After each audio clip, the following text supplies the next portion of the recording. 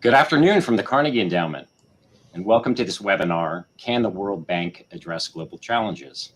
I'm Stuart Patrick, Senior Fellow and Director of the Program on Global Order and Institutions here at Carnegie. I'm delighted to be able to be joined today by two stellar experts who are well placed to address the question that we posed. Amanda Glassman is Executive Vice President and Senior Fellow at the Center for Global Development, where I had the pleasure of working a decade and a half ago. My colleague Zainab Usman is a Senior Fellow at Carnegie, where she directs the Africa program. The impetus for this event is the recent release of the World Bank's Evolution Roadmap. Last October, shareholders asked bank leadership to develop proposals to better address the crisis of global development, including an enhanced bank role in addressing cross-border threats. The motivation behind this request was the conviction that transnational challenges like climate change, pandemic disease, food and energy insecurity, mass migration, and spillovers from fragile states are increasingly undermining the bank's ability to deliver on its twin goals, namely eradicating poverty and delivering shared prosperity. The Evolution Roadmap envisions a potentially dramatic expansion of the bank's mandate and resources. And as you can imagine, the document has kicked off quite a bit of debate among bank shareholders as well as its stakeholders at a time when development gains are in danger of being reversed, particularly in the wake of COVID-19, the fallout from the war in Ukraine, and surging levels of debt. Topics of debate include, will the bank's expanded efforts to address global threats and to provide global public goods come at the expense of traditional country programs? How might such a shift in mandate affect the relative attention and resources that the bank currently devotes to middle income versus low income countries? And how can the bank make best use of and ideally augment the capital it has available to support this burgeoning agenda?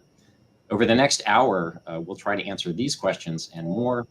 And I hope that this will be an informal conversation with lots of back and forth. We'll try to reserve the last 15 minutes to questions from those of you on this call. So please start preparing them now. I'd like to, well, first of all, welcome to both of you. It's wonderful to have you here. Let me pose a question to both of you, starting with Amanda. Can you tell us a little bit more about the components of the draft roadmap, the impetus and rationale behind it? What perceived gaps or flaws does it aim to address, and how might it change the bank's role, at least as you read the document? Yeah, well, thank you so much, Stuart and Zainab. It's a privilege to be here with you on this panel. I think let's start with the origins of the roadmap. As you rightly noted, there are many problems today that defy borders. Combating climate change, preserving nature and biodiversity, reducing pandemic risks, they were all top of mind over the past couple of years. And they, these things, these global bads disproportionately affect the poorest and most vulnerable. In the case of climate change, poor countries are the least in terms of emitting, but they suffer many of the greatest consequences. So that's sort of the climate adaptation mandate that we're looking at. But there's also the question of, we need more finance for mitigation, according to many prominent reports and panels. The Stern-Songway report was released last month, and it talks about an additional $80 billion annually through the MDB system to address these kinds of of the climate challenges. That's both mitigation and adaptation. In terms of pandemic risks, several high-level panels last year also put the price tag at about $10 billion a year. So it's not so much that the World Bank has failed to provide global public goods, but there's two pieces of it. One is that the size of the financing that's available does not match the needs, at least as laid out by the international community. And on the second hand, they have that so-called country model, right, which is where the country is the client, the country sets the national development priorities, and if one of these global challenges is among them, they will be included in the programming.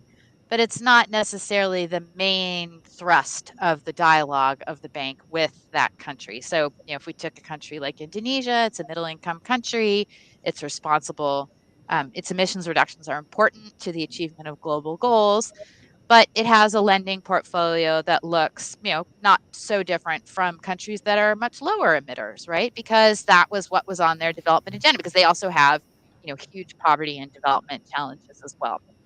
So the question is, can the bank, build on the real strength of that country model, which is that it's owned by the countries themselves, that it's financing their priorities, but also make measurable progress against things like climate mitigation or pandemic preparedness?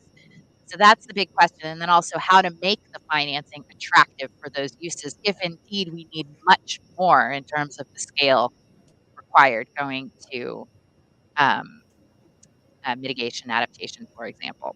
So I'll stop there, but could say much more about any one of these topics. No, and we'll get to some of the shortcomings, et cetera. But Zainab, I'd like to turn to you now. How would you? Is your assessment largely the same as Amanda's? You have some other perspectives to offer on the rationale and what the report or the roadmap hopes to address.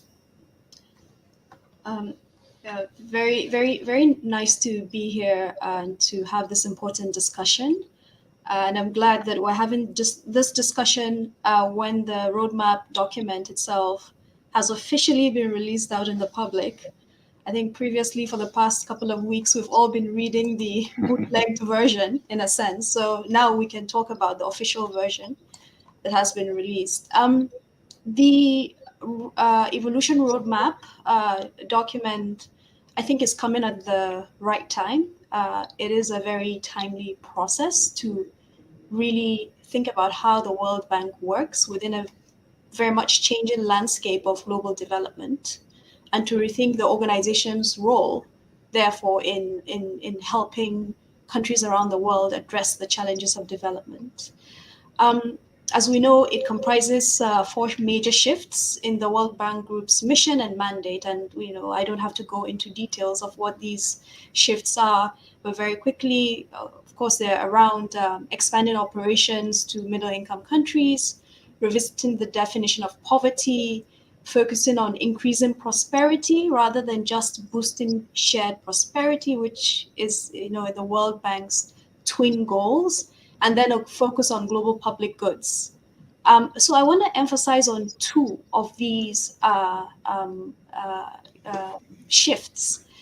And to me, looking at these 2 shifts leads us to perhaps the realization that they might not necessarily lead to profound changes in how the World Bank operates, because in some respects, some of these shifts were already underway, right? So the first is around a focus on global public goods. Global public goods, as it's called. And later on in the discussion, we can actually interrogate that term, because it's a very interesting term. We can talk about it a bit later. But a focus on global public goods, as the roadmap document envisions, around climate change, around pandemics, around regional development, would really accelerate things that had already started at the World Bank. So from around 2012, during the era of the previous president, Jim Kim, there were efforts actually to create or to make the World Bank more engaged with global challenges. So these very 3 topics, right? Pandemics in particular, because Jim Kim came from a public health background, so he wanted to see the World Bank doing more on that front, around regional projects, and then in particular around climate change. But then some of that work stalled after he left. So in a way, we're kind of seeing a revisiting of some of these initiatives that were put forward almost a decade ago. So that's with respect to global public goods. Then with respect to middle-income countries, that shift or an increased engagement with middle-income countries. I suppose a key thing here is that in some ways, the bank was also trying to do a bit more in middle-income countries with initiatives, again, around, it was called the Maximizing Finance for Development, in which the World Bank would do more of like a project facilitation, project preparation role, give a bit of technical assistance to governments to allow for private sector to go into low-income economies, but also middle-income economies, right? So in a way, we're kind of seeing, again, a revisiting of some of these ideas, although there are also going to be fundamental shifts if we really look at the text of the document, where emphasis is made on actually perhaps shifting some resources from low-income countries to middle-income countries. So I'm going to stop there for now. Thank you very much for highlighting those two very important aspects of it that you think are a continuation. Let me actually turn that now to Amanda and ask a couple of questions. I mean, the first is just to pick up on the what Zainab was saying is, is it fair to characterize the roadmap in some ways as sort of a natural extension of what the bank's already been doing in a sort of an ad hoc, piecemeal fashion? We've already had extensive bank involvement and creation of special units and facilities to address things like refugees, global health security, climate change, fragile states, and the like. And of course, the Center for Global Development, I should say, has been at the forefront of discussing the bank's role and the other multilateral development banks in global public goods. Is this sort of an extension, a natural extension of, in a sense, what it's already been doing? Well, in many ways, yes. I mean, of course, the World Bank was already lending in a lot of these areas, as you're noting, or channeling money. So, for example, channeling money for refugees hosted in Jordan, channeling money through the Afghanistan Reconstruction Trust Fund, et cetera. So they always had a role. I guess between 2015 and 2021, they lent about 109 billion to climate finance, according to the bank itself. And they say they have annual commitments of about 20 billion. Likewise, they were there for some of the COVID-19 response, although, we could talk about how timely that response was and whether they worked well with other entities on the global stage to move that money out the door to pre-purchase vaccines for poor countries. So it is building on a base, obviously, of existing support. But that said, it really, all of these things are sort of special ad hoc initiatives. And the question is whether this is really part of their mandate. And so that's why it's important to see in the roadmap that they wish to broaden those twin goals that you talked about to include sustainability and resilience, and that they would add organizational indicators to track progress. So, in other words, would the World Bank be accountable for reducing emissions in its member countries? Would that be, really an explicit part of the mandate? Or, resilience is a little bit, or adaptation is a little bit more in line with what they already do, because in so many ways, adaptation to climate change is development, right? You're preventing a climate shock from derailing development. So that really is par for the course. But for things, again, like to go back to that COVID-19 example, is the bank on the hook for providing response financing when individual countries won't act, but where money needs to be moved out the door to purchase vaccines early to stop pandemic flu from spreading? That's the discussion that we're having. And it's not to say that the bank is going to be procuring the vaccines themselves or that they would be planning the response. That's the job of the specialized agencies. But does the bank have a role in that financing in the future or not? So I think that's at the heart.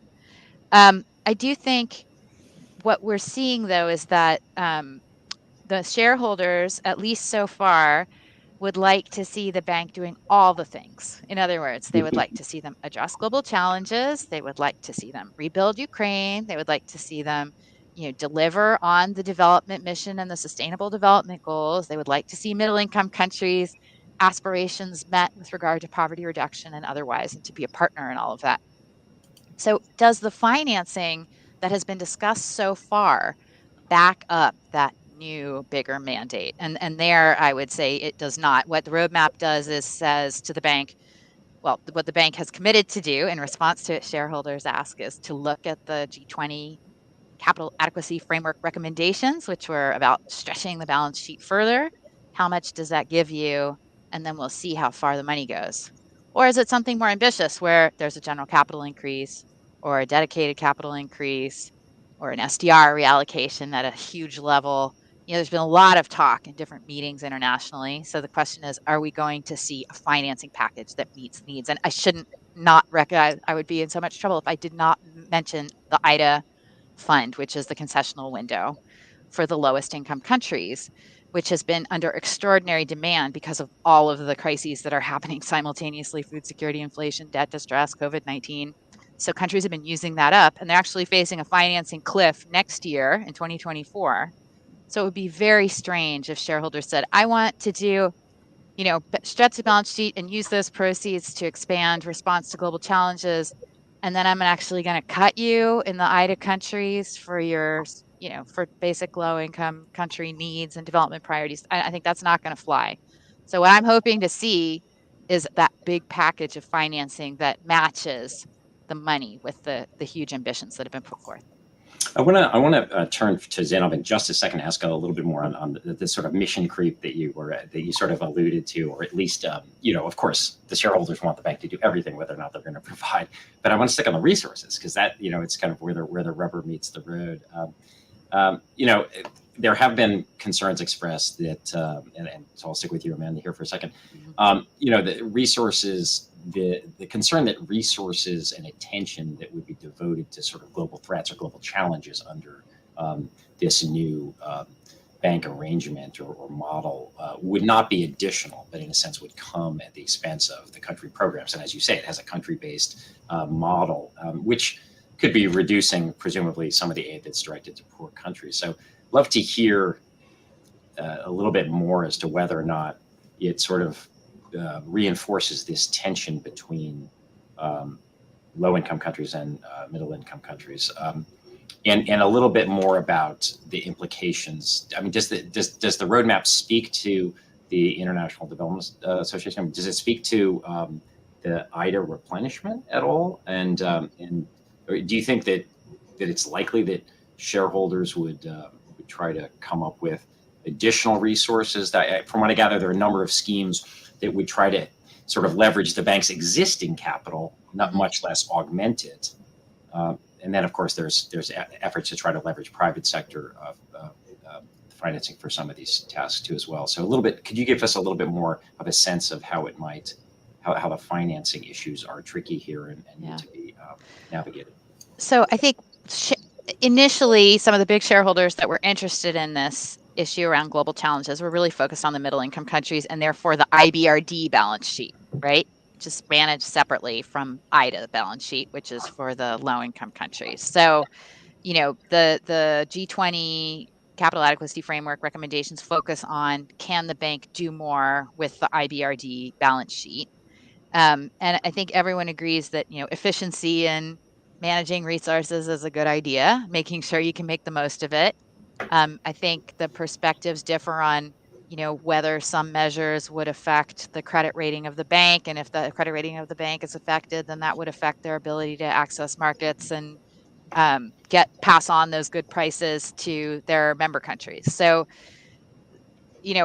that I think everyone agrees that it should be done. The question is how much would be yielded from this optimization exercise versus some other source. And you've heard in the international community, SDR reallocation, for example, the special drawing rights, that are very complex concept.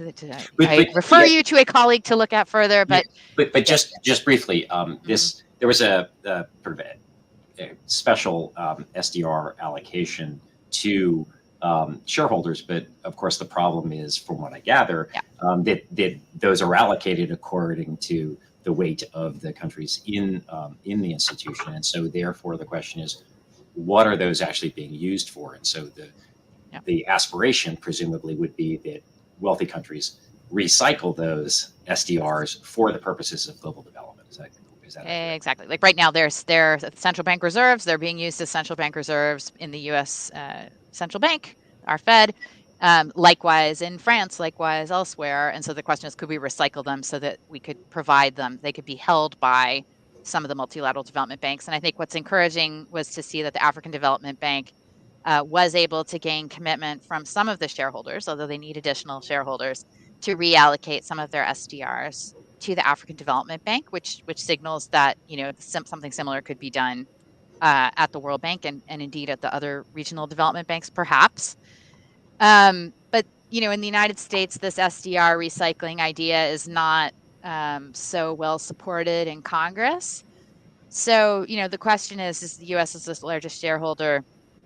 what other ideas are out there to help. We'll see how far the balance sheet optimization actions yield, but we suspect that it won't be enough to cover the ambition that's included in the new mandate. And so the question is, would the big shareholders agree to a capital increase? And then what does that mean also for the voting rights at IBRD, depending on who comes forward?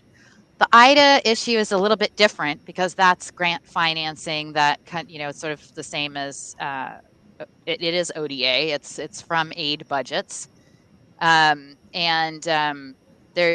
could be like a top up of the crisis response window or something like that could be announced hopefully in spring. But the question is, a replenishment for the future, that incorporates adaptation needs in low income countries, understanding that they haven't even had the chance to emit.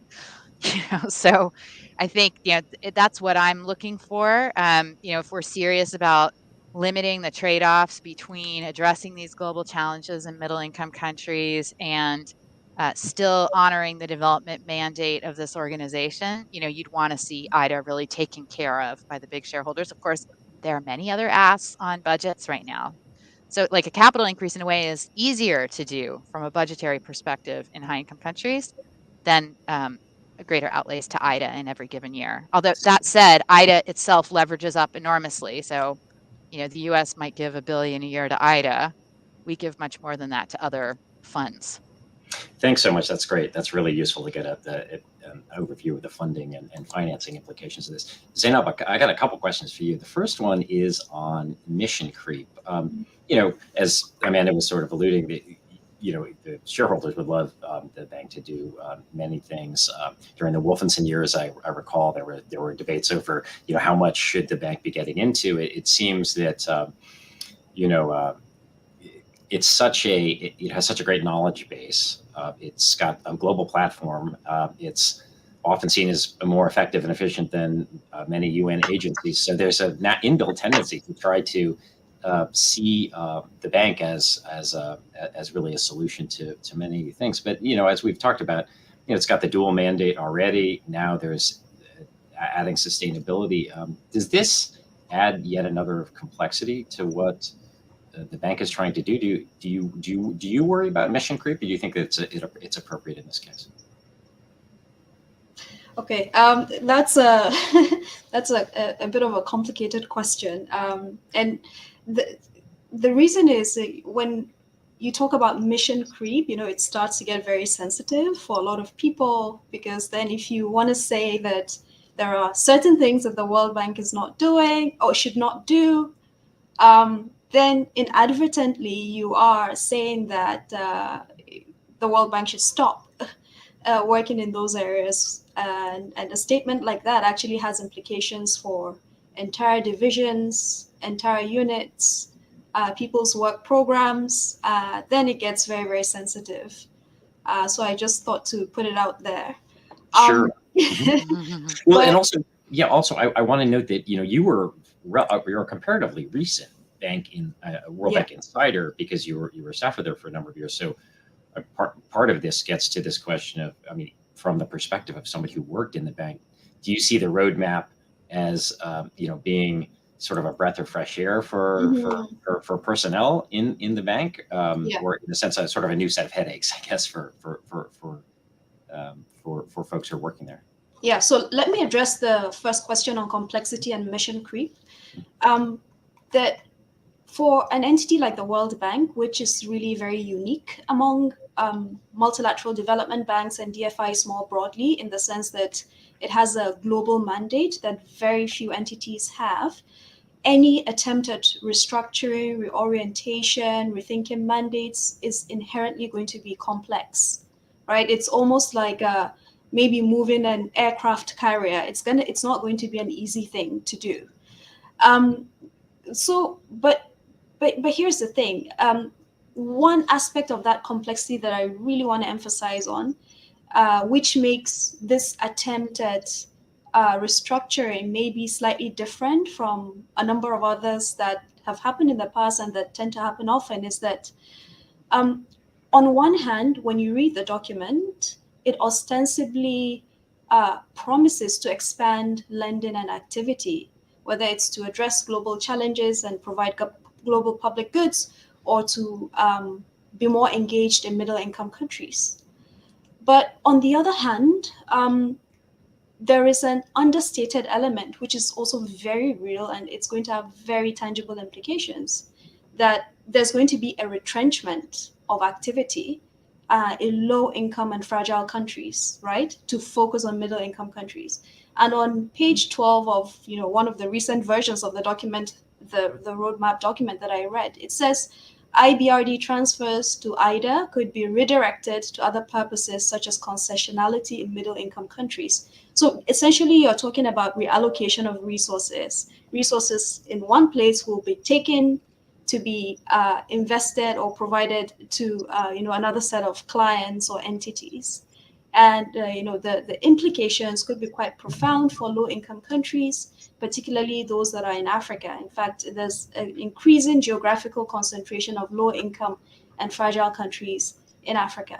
All right. So then the other aspect of this complexity that, at least from my perspective, I find interesting, and that I think the World Bank at some point would have to grapple with, is that this retrenchment of resources is geographical. It's not necessarily sectoral.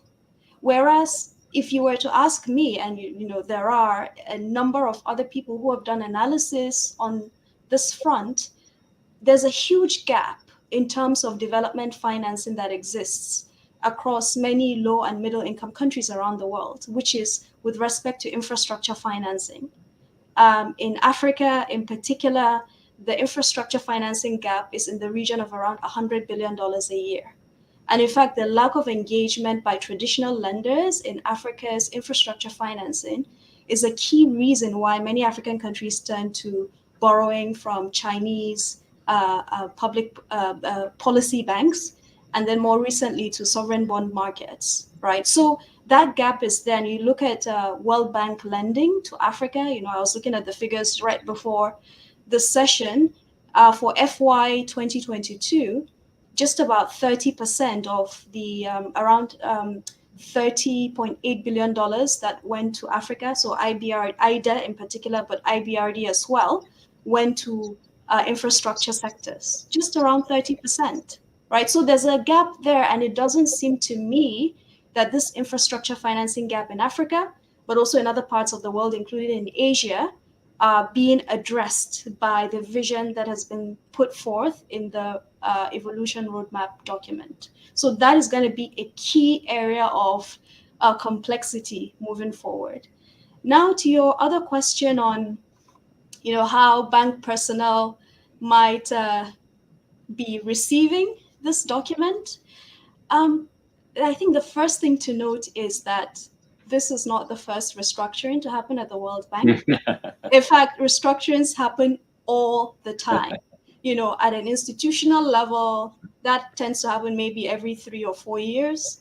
Then every year, at the very least, departments are collapsed and merged, new vice presidency units are created. There was the concept of the knowledge bank that came about, again, under Jim Kim, which was meant to focus on the bank's comparative advantage in knowledge production, its convening power, its facilitating role. So some of the very things that we are reading in the evolution roadmap document today, have been hinted at previously. Then, an infrastructure vice presidency that was created in 2018. I don't know if that still exists. There's so many things that tend to happen all the time. So I'm very sure that quite a number of World Bank staff doing operations in particular, they might see this as yet again another attempt at restructuring, and many people will wisely just put their heads down and continue doing their day-to-day jobs. But the thing, though, is once this roadmap is approved, given that there might be significant shifts, even if the shifts are not that new, they will have an impact on incentives for career progression, for promotion. So they will affect what people will focus on, right? There are people now in a number of low and middle income countries because there has been a process of decentralization of bank operations. So a lot of operational staff have actually moved to the field.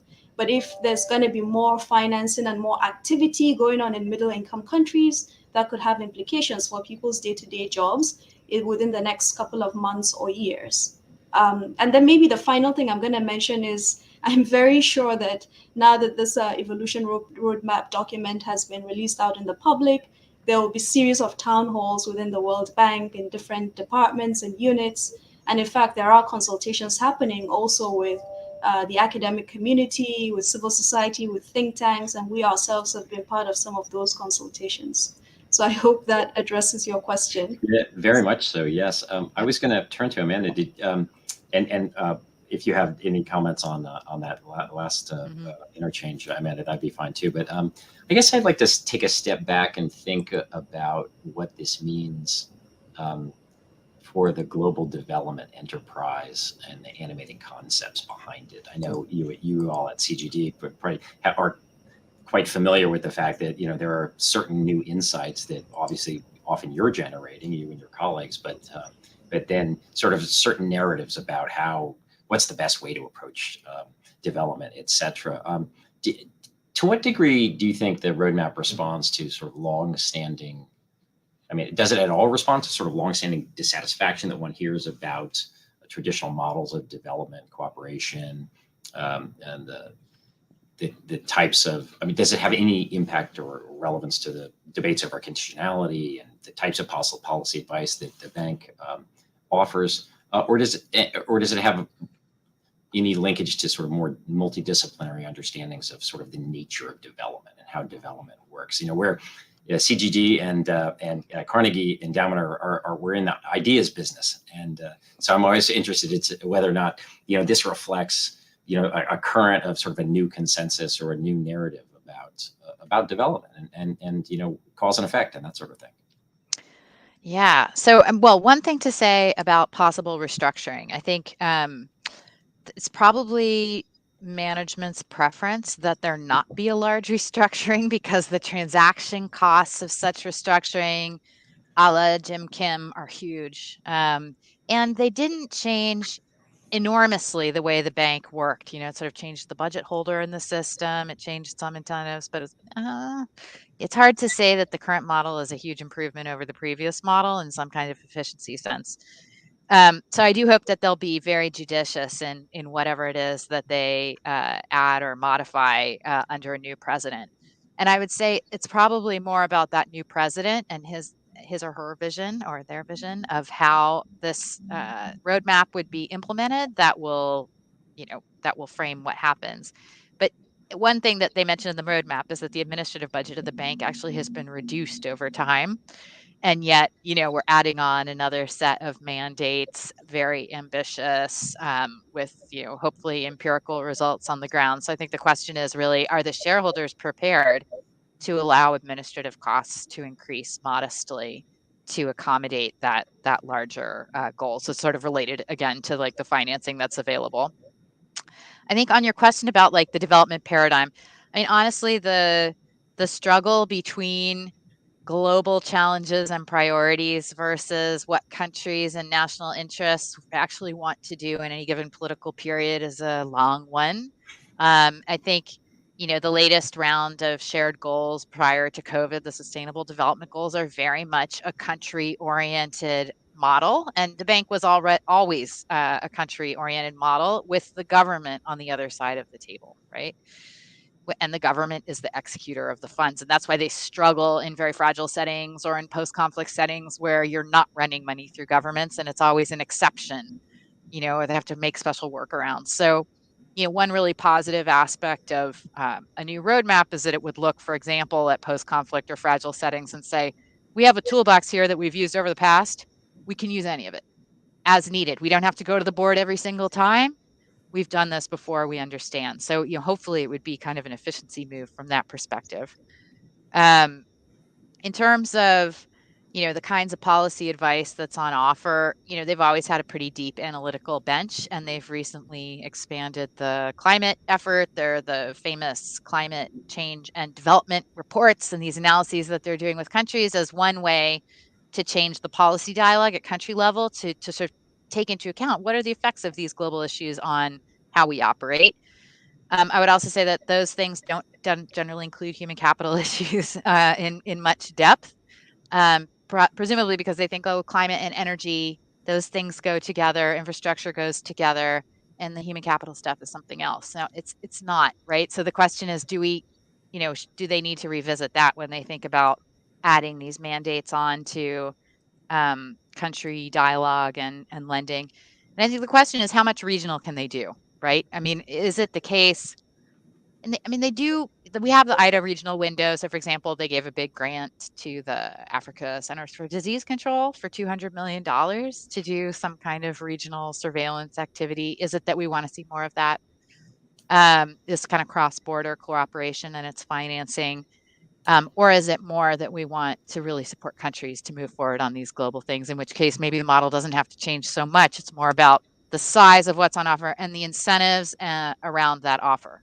Because the other point about middle incomes that I think is important, that some work that my colleague Charles Kenny did, looking historically at demand from middle income countries, as a share of their budgets every year, their borrowing from the World Bank is not high in a normal year.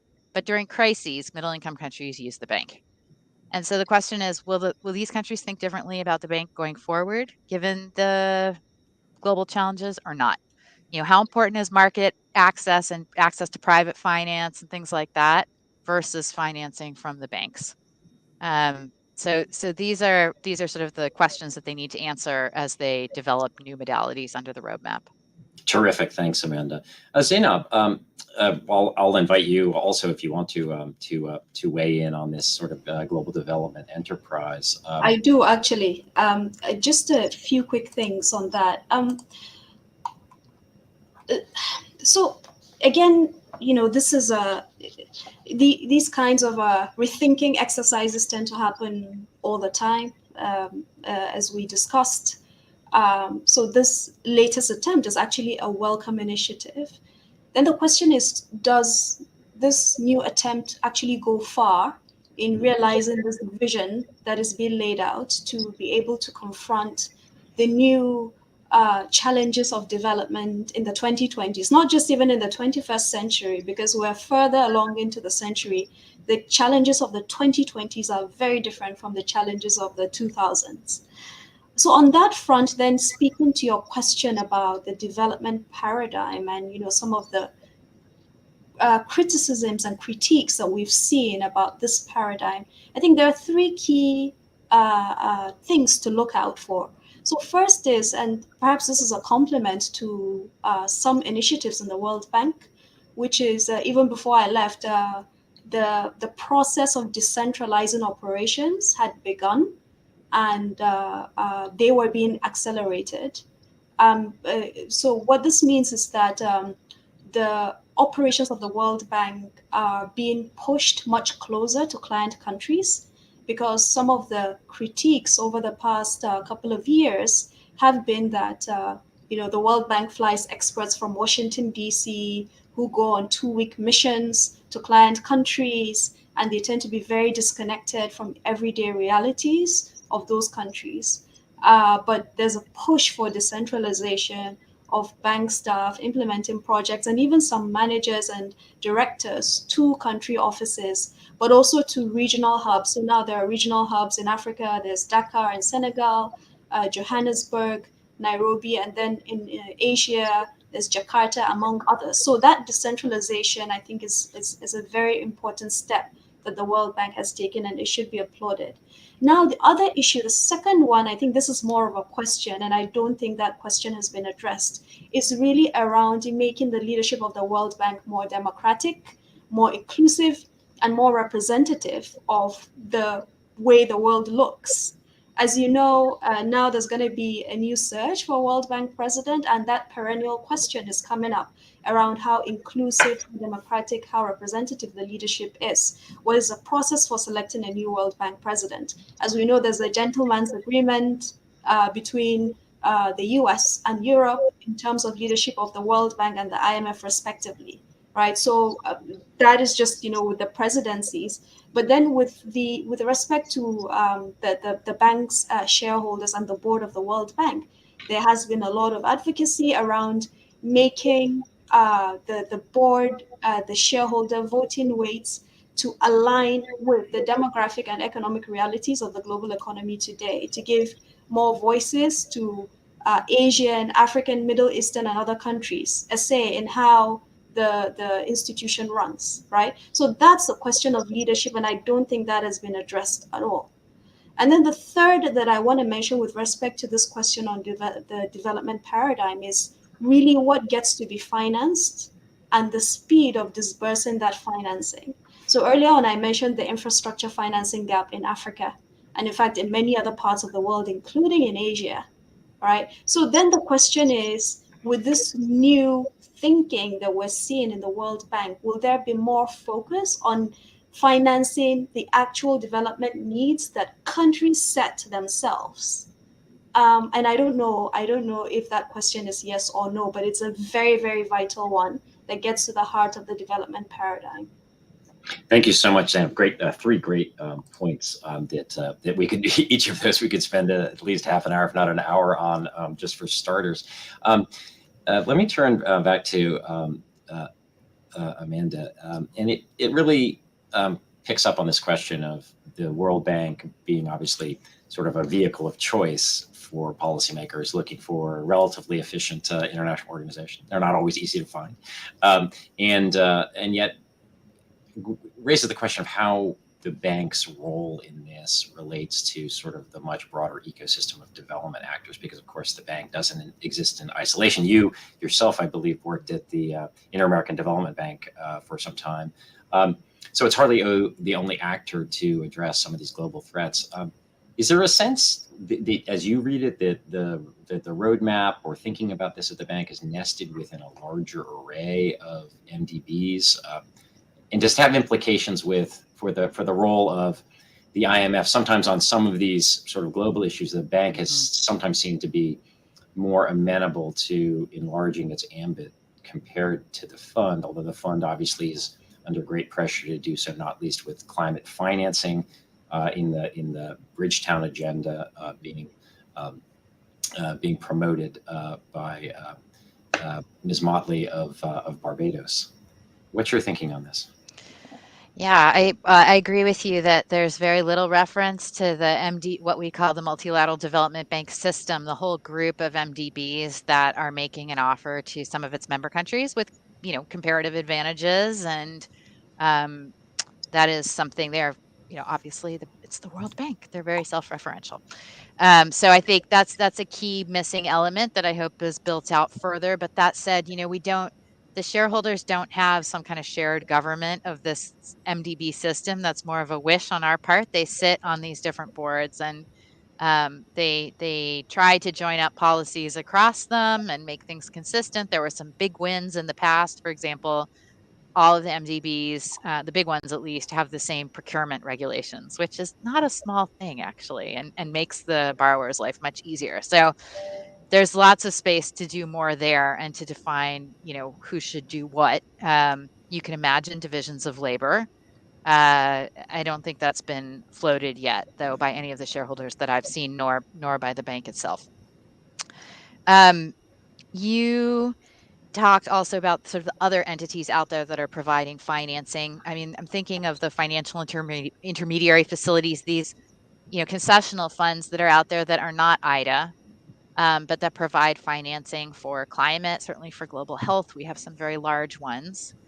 And the bank usually plays a role in them somehow as the treasurer. Sometimes they host the secretariat. The question is, can we get these other sources of concessional finance to work more efficiently with the lending program? Could those sources of concessional finance provide incentives for lending, for on-budget lending for certain uses? So, for example, if we think about infectious disease control, we want government to do more. Lots of the global health funds talk about co-financing from government, but this is like a practical way to land that kind of co-financing in the form of on-budget lending, for example. And I think the other thing, we have my colleagues have a paper coming out soon that review all of the climate financial intermediary facilities, and there are many of them. Each of them have their own governance. They don't necessarily, their allocation doesn't look like it responds to their primary objective. Their efficiency and impact is not always clear. So, really an approach which would make these pieces work together better, because they're all funded by the same governments, does seem to me to be sensible, although quite hard from a governance point of view.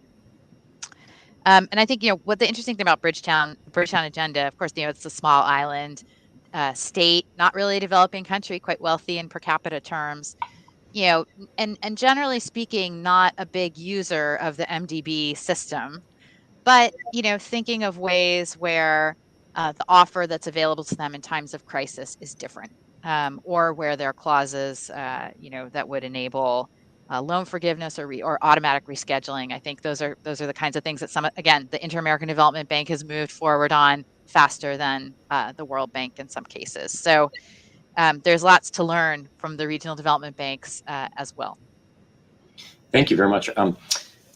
Zainab, and also Amanda, if you want to chime in afterwards as well, do you have a sense of what the reception of these proposals has been within both? I guess what I'm really referring to is sort of developing countries that could be on, in a sense, the receiving end of some of these funds or some of these programs. Do you have a sense of, or can you speculate with respect in particular to Africa, since you run the Africa program? Is there do you think that these proposals will go over well, or do you think there'll be some concerns? I have not seen an official response yet from African countries, at least the region that I cover. But I know that there are initiatives underway with respect to advocating for the reform of the global financial architecture, right from advocacy for more fairness, but also more use of more empirical data with respect to credit risk agencies, to the, of course, the MDBs. But then very important, a core aspect of that discussion is really around debt restructuring. Because as you know, a number of low and lower middle income countries are at risk of debt distress. Not all of them are debt distressed right now, but they are at high risk of debt distress increasingly. So a lot of the discussion right now is around debt restructuring happening on the African continent, initiatives being put forward by the United Nations Economic Commission for Africa, some African Union working groups here and there. So that really is one aspect of it. I think we're going to hear more voices getting louder now that the leadership is going to be vacant and there's going to be a new leadership selection process. Already, I think William Ruto of Kenya has actually made specific remarks with respect to the World Bank and the IMF. What I mentioned earlier around inclusion, representation, and actually democratization of the process of selecting the leadership of these institutions. So I think those are things that have come up.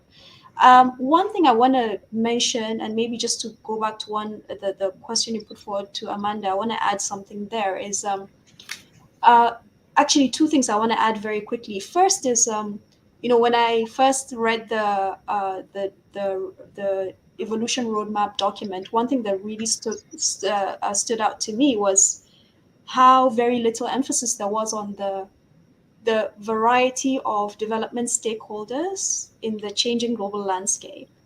The document seemed to communicate this strong confidence in the ability of the World Bank to go it alone, whether it's in middle income countries or on global public goods. In fact, the only reference that I saw to working with other MDBs was on, I think, page 9, or was it page 12 of the document, where it says something along the lines of will lead and then collaborate with other MDBs, right? That was the only reference that I saw. And I thought that was very interesting because depending on the region or the sector or the issue that you go to, the World Bank sometimes is a highly visible and important actor in some regions. So I worked in Central Asia in my first year at the World Bank, and I was struck by how many MDBs there are in Central Asia.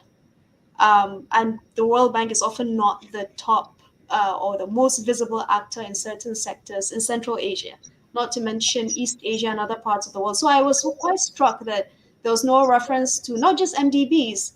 Now we have philanthropies, especially with respect to renewable energy financing, the Bloombergs, the Hewletts, the Rockefellers, GIAP, and all the others. No reference to them, nothing. So I thought that was really, really odd and bizarre, to be honest with you.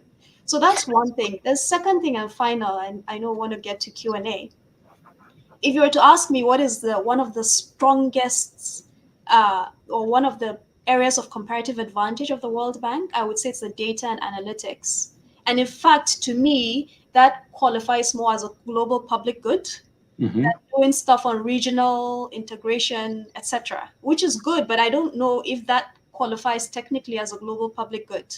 But the data and the analytics, right, the vast amounts of excellent data generated that help us with all of the work that we do that help governments, I think that is a tremendous and important resource that doesn't seem to be much valued by certain segments of the leadership of the institution.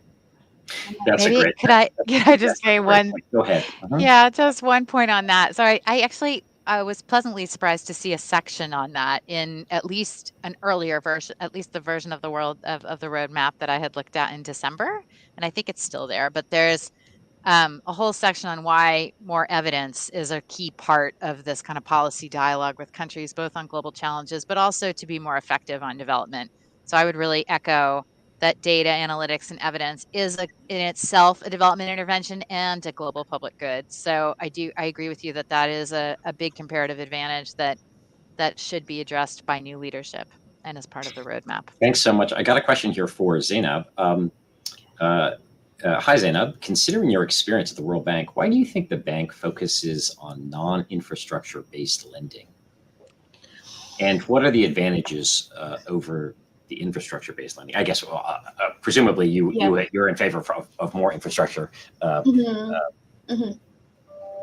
absolutely. I'm in favor of more infrastructure-based lending, and particularly from the World Bank, although the way it should be done has to be different from, and it needs a bit more innovation and creativity. So first of all, the why. Why doesn't the World Bank do enough infrastructure-based lending?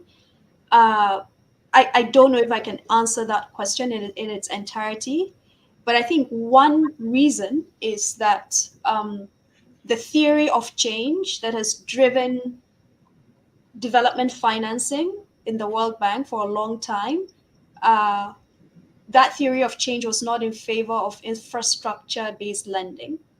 At some point, in fact, I think in the 1990s, a decision was made to not do infrastructure, to just do poverty reduction. And poverty reduction was defined in a way that is very different from maybe how you and I understand it. It's like interventions to address, really, a subsistence level of living, right? Just push people out of poverty, above the poverty line. So first of all, it has to do with the theory of change. Whereas some people would argue, and I agree with that school of thought, that the best way to address poverty is actually to drive industrialization. How do you drive industrialization? By increasing productivity, achieving structural transformation, that transition of labor from rural subsistence agriculture to manufacturing and services. You need to increase productivity in an economy for that to happen. How do you increase productivity? You need investments in physical capital, but also human capital, right? So that's the theory of change that I align with. Of course, it's highly, people can debate it till eternity. So I think the theory of change is one important reason why we are where we are today. Thank you so much. Go ahead, Amanda.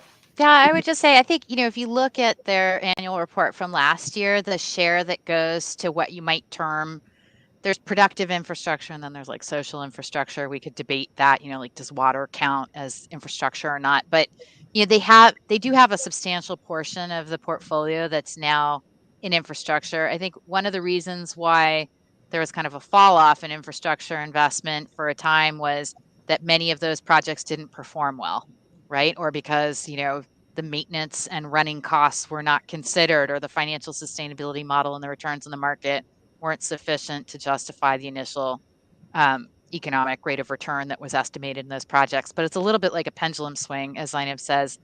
And I think no one disagrees with the growth model that you're laying out as one way forward. The question is, how good does government spending do at delivering productive infrastructure versus, creating the conditions for private sector investment? Of course, the market conditions matter and the international conditions matter. I think the other thing I wanted to say that's also kind of about the development paradigm is how in high income countries, treasuries and finance ministries talk to their legislatures about why they invest in the World Bank, or indeed in aid on aid in general. And for many years, the Millennium Development Goals and poverty reduction were very resonant. And I think what we've seen in the past couple of years with these, the worry about climate change, of course, the pandemic, the global pandemic, is people in high income countries saying, well, what good did it do me? What I want to see my money working to address these issues, right?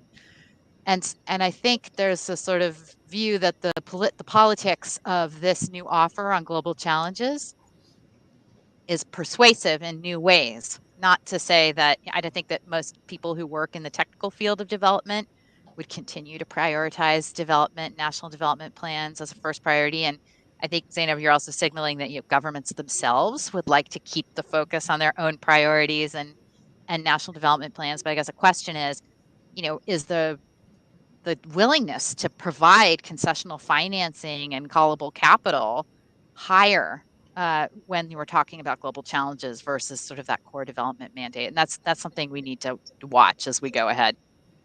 Amanda, I might ask you, we're running close to time here, but let me ask you about next steps and maybe prospects. What's the timeline in your understanding for it was released to the public, as Zainab mentioned, after having been leaked? And my understanding is that there's probably been a number of consultations, and then will something happen in spring meetings of the Bretton Woods Institution, or is it? Are we now? And what happens moving on beyond that? Yeah, as far as I understand it, we could hope for the spring meetings that they would have that the board would have agreed on a new mission or a modified mission, an evolved mission to include resilience and sustainability, plus some of the other sharpening of the poverty and shared prosperity targets. I think we could probably expect to see some estimate from the bank management on how much could be obtained via the balance sheet optimization and efficiency measures. And there will be discussion on that. But of course, the resignation of the current World Bank president, in a way, interrupts this whole roadmap process a little bit, because what they'll be talking about is how, the next World Bank president and how to select them. I think today they're agreeing on a process, and maybe the spring meetings is the time when they'll be consulting on the different candidates. And I'd assume that the vote would happen around that time. We'll see. It depends on how quickly the different parts of the bank are ready to act. So I think at least on those two, and I would hope to see also a decision on how to avoid a cliff with respect to IDA financing in the spring meetings as well. But then maybe we would see the bigger political launch of this roadmap in the annual meetings, which are in the fall if you're living in the Northern Hemisphere, although they'll be held in Marrakesh. So I'm not sure if the autumn is really the right season to talk about. But so there's a lot of activity ahead in this space.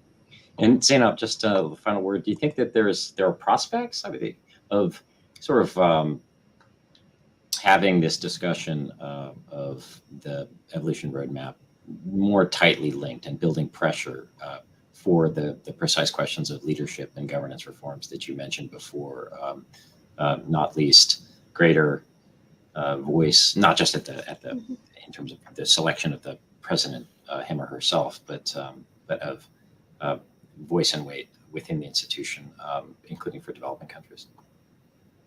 Yeah, absolutely. I think that is, in fact, that is critical given the current geopolitical era, or geopolitical time we're in. And it's not necessarily about the top leadership, who the president is. Of course, it would be good to have a more transparent and democratic process in selecting that person, but I don't think that is the key thing there. I would say it's really around, in addition to voice on the board of the World Bank.